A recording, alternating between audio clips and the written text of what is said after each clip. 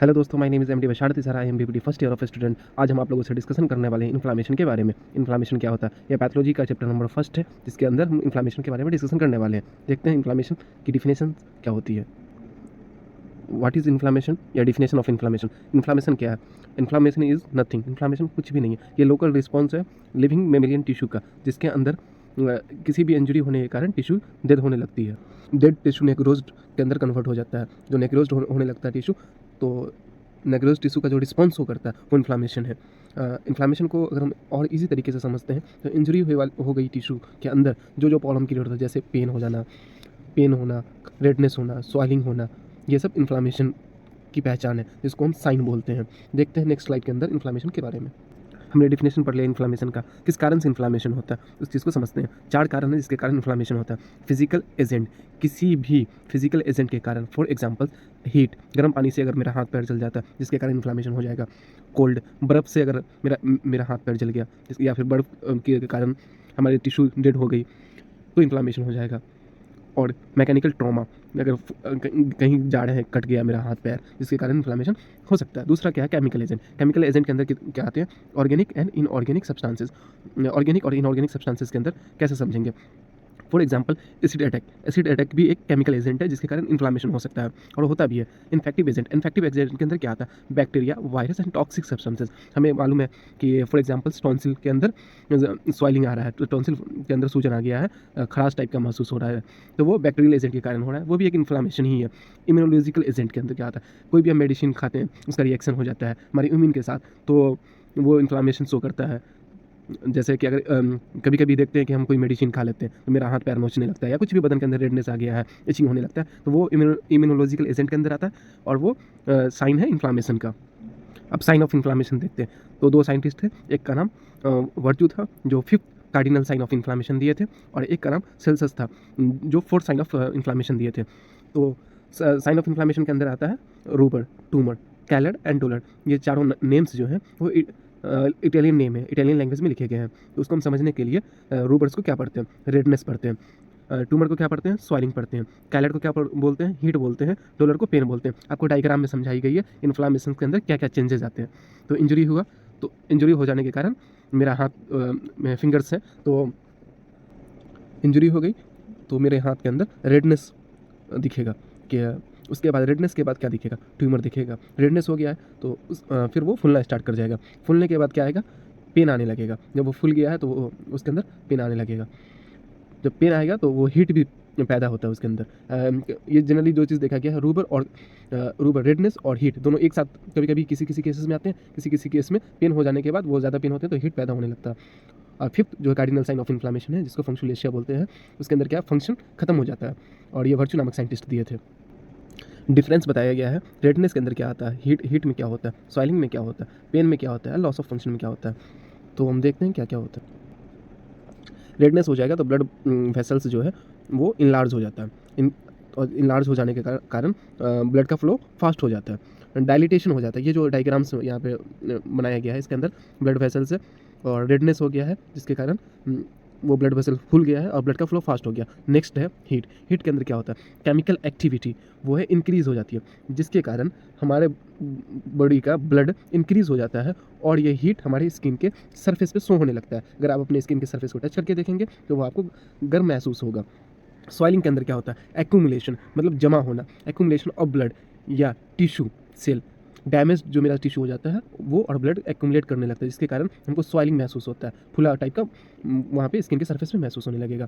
उसके बाद pen. Pen के अंदर क्या होता है? जो सेल है वो इंजरी हो जाती है, नर्व के अंदर इंजरी हो जाती है, तो वो हमें पेन मालूम होता है कि मेरे बॉडी में पेन हो रहा है, जहाँ पे इन्फ्लामेशन हुआ, लॉस ऑफ फंक्शन, और फंक्शन भी लॉस हो जाता है। फंक्शन लॉस होगा तो जाहिर सी बात है कि स्वेलिंग होगी ही होगी। स्वेलिंग होगी, पेन भी होगी, इंक्रीज पेन एंड स्वेलिंग।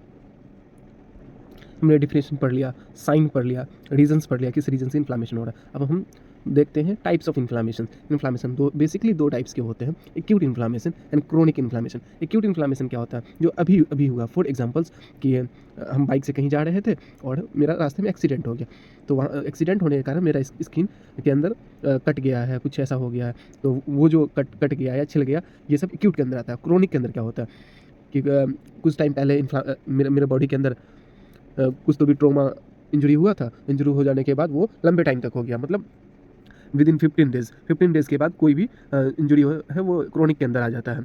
ये डिफाइन किया गया है। आपको एक ब्लू कलर का डायग्राम शो हो रहा होगा, एक रेड कलर का डायग्राम शो हो रहा होगा। इस डायग्राम के अंदर बताया गया है कि मेजर डिफरेंस क्या होता है।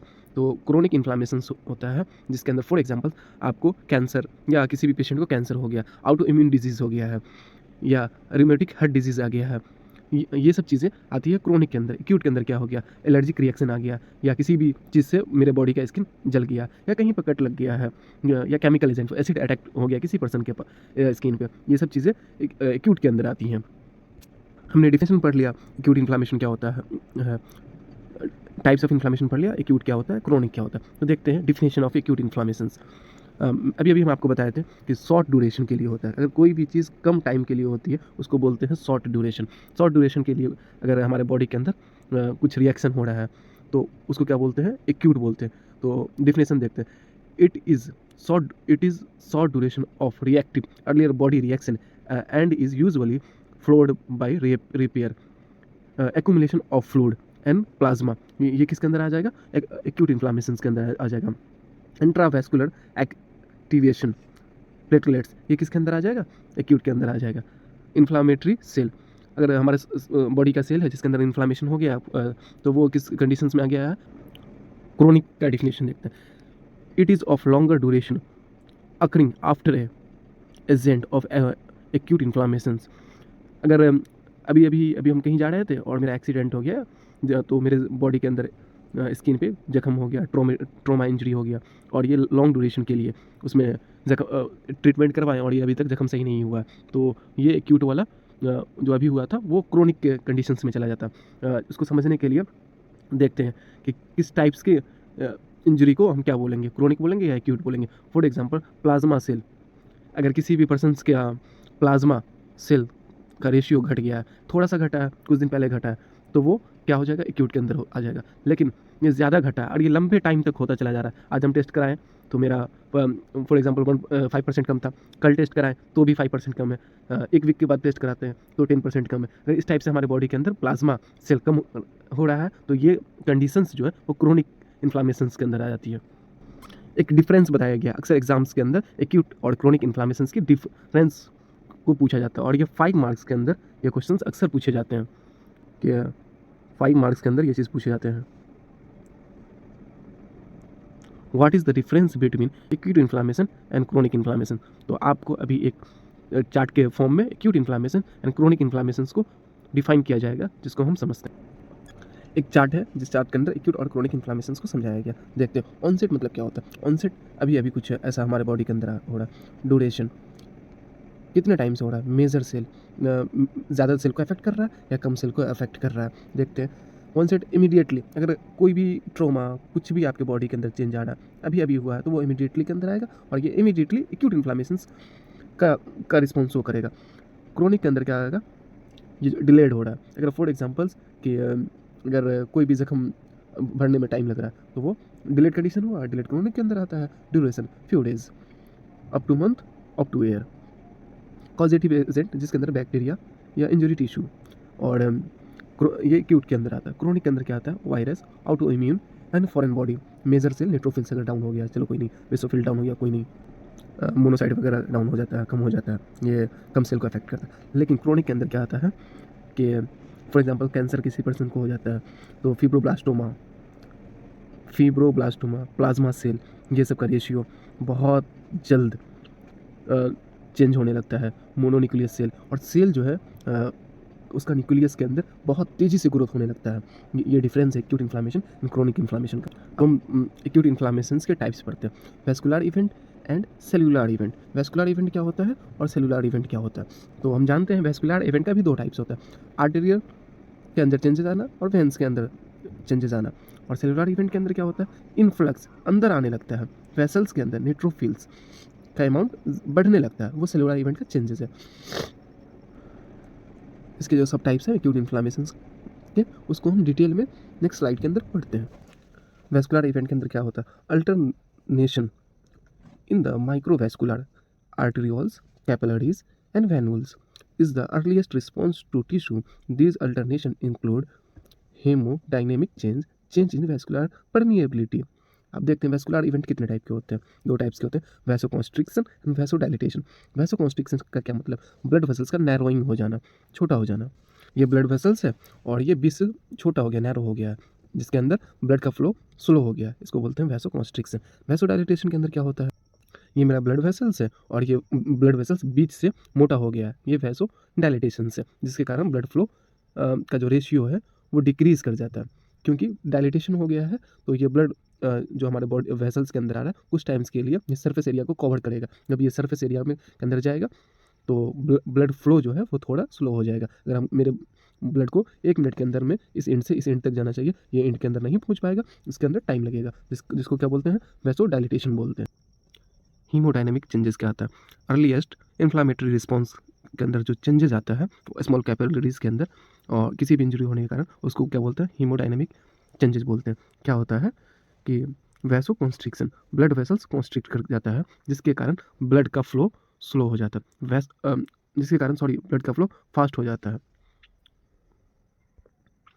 Vaso dilatation, blood vessels dilate कर गया, मैंने अभी आपको समझाया कॉन्स्ट्रिक्शन क्या होता है, इससे पहले डायलिटेशन क्या होता है ये भी समझाया। Local hydrostatic pressure, local hydrostatic pressure वो डिक्रीज कर जाता है, स्लो ब्लड का फ्लो स्लो हो जाता है। ल्यूकोसाइटिक मार्जिनेशन, ल्यूकोसाइटिक मार्जिनेशन, ल्यूकोसाइटिक मार्जिनेशन के अंदर क्या होता है कि ब्लड वेसल्स जो है हमारा उसकी जो सरफेस एरिया है वो कम हो जाती है। हमने सेलुलर इवेंट पर जो देखा था, सेलुलर इवेंट के अंदर क्या होता है, cellular passage of inflammatory consist of 2 process. इसके अंदर क्या होता है कि बैक्टीरिया वायरस हमारे ब्लड वेसल्स के थ्रू क्या करते हैं, सेल के अंदर आते हैं और हमारे सेल के अंदर आने के बाद वो मल्टीप्लाई करते हैं, मतलब एक जो है वो 2 के अंदर कन्वर्ट होते हैं, 2 बनते हैं, अपना ग्रोथ रेट बढ़ाते हैं। ग्रोथ रेट बढ़ाने के बाद क्या होते हैं कि 2 से 4 बनेंगे, 4 से 8 बनेंगे, इसी तरह वो अपना ग्रोथ रेट बढ़ाते बढ़ाते सेल के अंदर चेंजेस होता है, जिस चेंजेस के अंदर कारण हमारे बॉडी में एक रिएक्शन शो होता है जिसको इन्फ्लामेटरी रिएक्शन कहते हैं, और सेल के अंदर स्वेलिंग होने लगता है, रेडनेस होने लगता है, और ये जो साइन आपने पढ़ा था वो साइन आपको दिखाई देगा।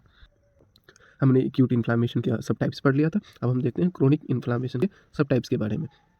डिफिनेशन क्या होता है क्रोनिक इन्फ्लामेशन का, तो हम देखते हैं chronic inflammation is defined as a prolonged, यहाँ जो प्रोलॉन्ग्ड है मतलब लंबे टाइम से, prolonged process which tissue destruction and inflammation occur at the same times. अब इसको हम समझाते हैं, क्रोनिक इन्फ्लामेशन लंबे टाइम से के लिए होता है, टिश्यू के अंदर कोई भी प्रॉब्लम होता है, डिस्ट्रैक्शन, टिश्यू के अंदर इन्फ्लामेशन होने लगा, पेन होने लगा, रेडनेस आने लगा, वो सेम टाइम एक ही टाइम में होगा, तो ये किसके अंदर आएगा, क्रोनिक इन्फ्लामेशन के अंदर आएगा। आपको यहाँ पर देखा गया cancer cell, diabetes, pulmonary disorder, cardiac disorder, auto immune disease, ये सब किसके अंदर आते हैं, क्रोनिक इन्फ्लामेशन के अंदर आते हैं। Types of chronic inflammation, chronic inflammation 2 types के होते हैं, non specific and chronic granulomatous infiltration, जिसके अंदर क्या आता है, लंग्स का एब्सेस आने लगता है। दूसरा क्या होता है, क्रोनिक ग्रेनुलोमेटस इन्फ्लामेशन, जिसके अंदर आता है ट्यूबरक्लोसिस एंड ये सारी डिजीजेस। तो अगर हमारी वीडियो पसंद आई है तो प्लीज़ मेरे चैनल को लाइक करें, सब्सक्राइब करें, और नेक्स्ट वीडियो के लिए प्लीज़ कमेंट करें कौन सी टॉपिक पे वीडियोस बनानी है। Thank you.